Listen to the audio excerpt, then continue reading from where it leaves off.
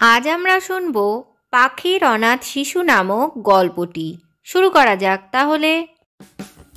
আকাশে উড়তে উড়তে মা পাখিটা যখন তার বাসায় ফিরে আসে, তার ছোট্ট ছানাগুলো তাকে দেখে খুব খুশি হয়। হঠাৎ পাখিটার মাথা ঘুরতে থাকে এবং সে অজ্ঞান হয়ে পড়ে যায়। এটা দেখে দুটো বাচ্চাই খুবই উদাস হয়ে গেল। মা মা ওঠো না, তোমার কি হয়েছে? ওঠো না মা। মা কিছু বলো না, তুমি এরকম ভাবে কেন শুয়ে পড়েছো? আমরা কি কোনো ভুল করে ফেলেছি? ওঠো না, আমরা আর কখনো করব না, সব সময় তোমার কথা শুনবো। আমরা তো কোনো ভুল কাজও করিনি, তাহলে তুমি উঠছো না কেন? ওঠো না, কথা বলো না। মা পাখিটি সেখানেই মারা গেছিল এবং দুটি বাচ্চা কেঁদেই চলেছিল। বাচ্চাগুলো এতই ছোট ছিল যে তারা কোনো কিছুই বুঝতো না। পাশের একটি গাছ থেকে অন্য পাখির কান্নার শব্দ তারা শুনতে পেল। মা পাখিটি তার বাচ্চাগুলোকে চুপ করাচ্ছিল। পিঙ্কু, আমার মনে হয় ওর মাও ওদের উপরে রাগ করেছে, কিন্তু আমাদের মা তো আমাদের উপরে কখনোই রাগ করেনি। তুমি তো অনেক বেশি দুষ্টুমি করতে, তাতেও মা রেগে যেত না কোনোদিনও। কিন্তু মা কোনোদিনও আমাদের সাথে কথা বলা বন্ধ করেনি। হতে পারে মা খুবই ক্লান্ত হয়ে পড়েছে, তাই মা ঘুমিয়ে পড়েছে। ছোট্ট বাচ্চাগুলো কিছুই বুঝতে না পেরে তারা চুপচাপ বসে খেলতে লাগলো। না না, মা দিনে কখনোই শোয় না। ঠিক আছে, আমরা মাকে শুতে দিই, চলো আমরা খেলা করি। তখনই সেখানে একটি টুনি পাখি এসে হাজির হয় এবং সে বুঝতে পারে যে এই ছোট্ট বাচ্চাগুলির মা মারা গেছে। সে বাচ্চাগুলোকে বোঝাতে লাগলো, কিন্তু বাচ্চারা বুঝতেই পারলো না যে তাদের মা আর বেঁচে নেই। বাচ্চারা, তোমার মায়ের শরীর খুব খারাপ, চলো তোমরা আমার বাসায় থাকবে। চলো। আমার মা যদি অসুস্থই থাকে, তাহলে তুমি আমার মাকে ঠিক করে দাও না কাকা। আমাদের মাকে বাঁচিয়ে নাও না কাকা, আমরা মাকে ছাড়া থাকতেই পারবো না। টুনি পাখি জানতো তাদের মায়ের মৃত্যুর খবর তাদেরকে দিলে কখনোই তারা মেনে নিতে পারবে না।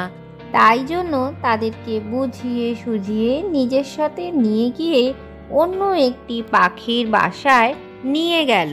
অন্য পাখিটি তাদের দেখে ভীষণ বিরক্ত হলো এবং বলতে লাগলো, আরে টুনি ভাই, আমি এই বাচ্চাগুলোকে মোটেই সামলাতে পারবো না। তাছাড়া আমার নিজেরও দুটো ছোট ছোট বাচ্চা রয়েছে, আর এই বাচ্চাগুলো আমার বাচ্চাগুলোকে খুবই জ্বালাতন করবে। না না কাকি, আমরা কাউকে বিরক্ত করব না। আমাদের মা ঠিক হয়ে গেলেই আমরা মায়ের সাথে চলে যাব। কোথা থেকে আসবে? কি ভূত হয়ে আসবে নাকি? এরম করে বলো না কাকিমা, আমার মা খুবই ভালো, কেন সে ভূত হতে যাবে? হ্যাঁ হ্যাঁ, জানি জানি, কত একেবারে ভালো। এর মধ্যে টুনি পাখি সেখান থেকে উড়ে যায় এবং অন্যান্য পাখিদের মধ্যে তখনও কথাবার্তা চলতে থাকে। দুটো বাচ্চা খুবই ভয় পেয়ে গেছিল। অনাথ হওয়ার পরে তাদের সাথে কি কি হতে পারে এই সম্বন্ধে তাদের কোনো ধারণাই ছিল না। তাদের এটাই মনে হতো কিছুদিন বাদে তাদের মা ফিরে আসবে। কিছুক্ষণ বাদে তাদের খিদে পেয়ে যায়। তারা এদিক ওদিক দেখতে থাকে। চিঙ্কু থাকতে না পেরে বলেই ফেলে, কাকিমা, আমাদের খিদে পেয়েছে। চুপ করো, আমার কাছে কোনো খাবার নেই। তোমার কাছে তো দানা রয়েছে কাকিমা, ওখান থেকেই আমাদের দাও। ওই দানাগুলো আমার বাচ্চাদের জন্য।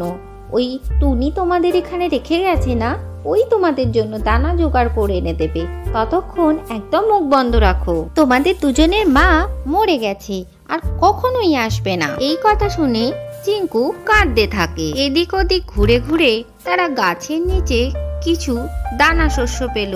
সেগুলো খেয়েই তারা কোনো রকমের দিন কাটাতে লাগলো। তারা একে অন্যের দিকে তাকিয়ে থাকে এবং ভাবতে থাকে যে তাদের কাকিমা তাদেরকে কি বলবে।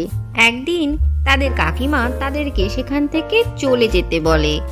এই যে তোমরা দুজন, আমি তোমাদের খাবারের ঠেকা নিয়ে রাখিনি, এখান থেকে চলে যাও আর নিজেদের খাবারের ব্যবস্থা নিজেরাই করে নাও। দুটো বাচ্চা তার কাছে অনেক প্রার্থনা করে, কিন্তু তার কানে কোনো কথাই যায় না। দুটি বাচ্চাই তখন তাদের বাসা থেকে চলে আসে এবং ভগবানের ভরসায় দিন কাটাতে থাকে। এইভাবে কয়েকদিনের মধ্যেই তারা বেশ একটু বড় বড়ই হয়ে যায়। তারা ধীরে ধীরে ভালো করে উড়তেও শিখে যায়।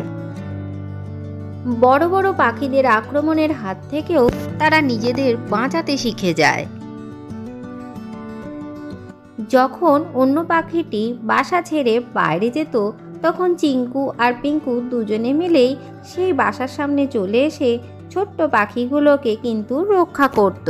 একদিন গাছের মধ্যে একটি সাপ উঠে আসে। চিঙ্কু আর পিঙ্কু দুজনে তখন সেই গাছেই ছিল, কিন্তু অন্য পাখিটির বাচ্চাগুলো তখনও খুবই ছোট ছিল। চিঙ্কু আর পিঙ্কু মিলে সাপের শরীরে হামলা করে দেয় এবং কিছুক্ষণের মধ্যেই তারা সাপটিকে মেরে ফেলে। সাপটাকে মারতে গিয়ে তাদের মুখেও সাপের রক্ত লেগে যায়। কিছুক্ষণ বাদে সেখানে অন্য পাখিটি চলে আসে এবং তাদের মুখে ওই রক্ত দেখে সে ভীষণ রেগে যায়। তোমরা কি করেছো বলো? তোমরা আমার বাচ্চাদের নিশ্চয়ই কোনো ক্ষতি করেছো। তোমাদের মুখে কেন রক্ত লেগে আছে?